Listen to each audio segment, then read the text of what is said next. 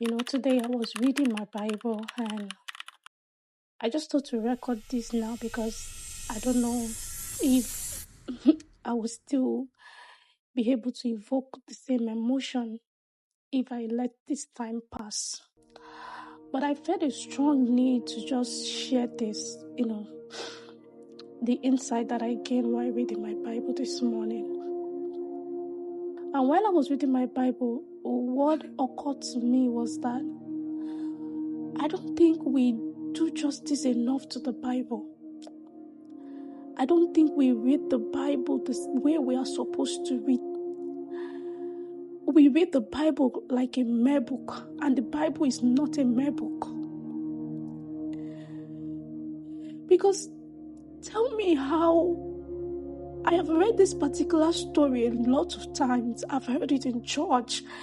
It has been preached to me, but today I just stopped to wonder the power, the magnificence when this actually happened. Because we were told Moses parted the Red Sea, but I think we just listen.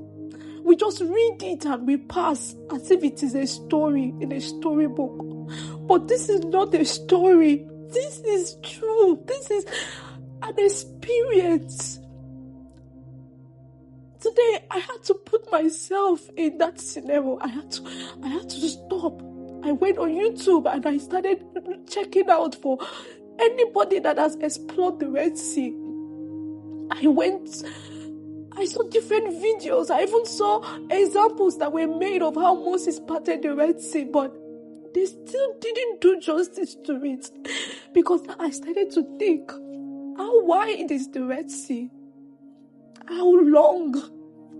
I thought of the width. I thought of the length. I thought of how the wind came from the east. I thought of what was the strength of that wind that could have parted the Red Sea. Even these days when we have tsunamis, when we have storms, in different countries, they have not parted the sea before. Now I'm thinking about what strength of wind, what kind of wind was that came and parted and divided the sea long enough. Now it is not even just parting it for a while, long enough for more than 600 people. Now this was just the number of men that were counted. Children were not counted. These people should have been up to 1 million. For 1 million people to pass through the Red Sea. What strength of wind was that? Please. I thought of this and it brought tears to my eyes that we have not been reading our Bible. Because if we have been reading it, we should be having sections where we will just sit down to ponder. We will just sit down to wonder about the power of God, about the magnificence of God. Because how? Today I prayed a prayer and I said, God, if there's anything you can do for me now, is take me back. I'm not saying to die, no. I want to be able to see some of the things that happened in those days. I want God to take me back. Let me see them. Because I feel like my mind is not doing justice enough. Because I try to think about this. I try to go back to those days when Moses parted the Red Sea. I imagine myself there. I imagine a wind coming, parting the sea. I'm just trying to imagine. But, things that you can't relate with, things where you've not been, your mind can only expand as much as what you have seen or heard or what you can fathom. And I think my mind cannot fathom this enough. And so I asked God, I said, okay, if you would show me any dreams these days, because I do dreams. I do dreams. I see a lot of things in my dreams. I have deja vus. I've seen things that will happen in the future before. And I'm like, God, can you take me to the past? Because I think that I am not reading the Bible the way I should read it. Can you give me the grace to see some of these events? Can I? Because We need to stop reading the Bible. It's not a book. Stop reading it like a book. Stop reading it like a book. Stop reading it like a book. The day you stop reading the Bible like a book, that day is the day you will feel the presence of God in what you read. You will experience what is written in it, because I've been crying for some minutes now, and the only reason why I'm crying is I'm just thinking about the power of God. I'm thinking of what God can do.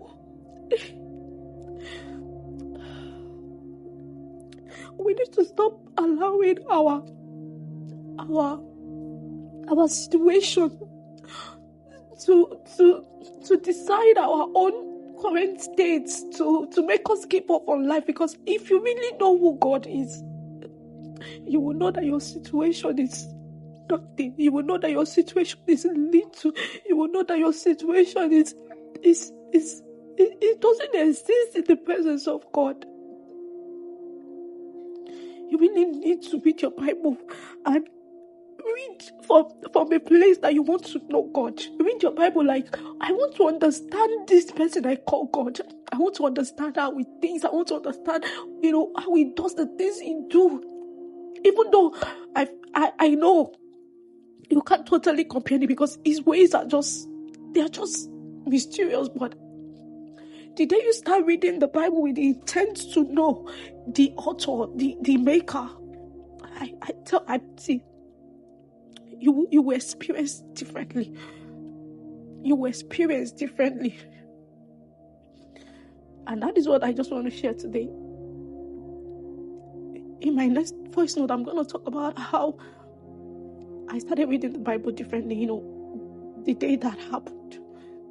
But for now, can you pause for a moment and don't read your Bible in verses. Don't read it like you want to finish a chapter. Read it like you want to know, you want to understand a particular event, the reason why what was said, the reason why it happened. Research.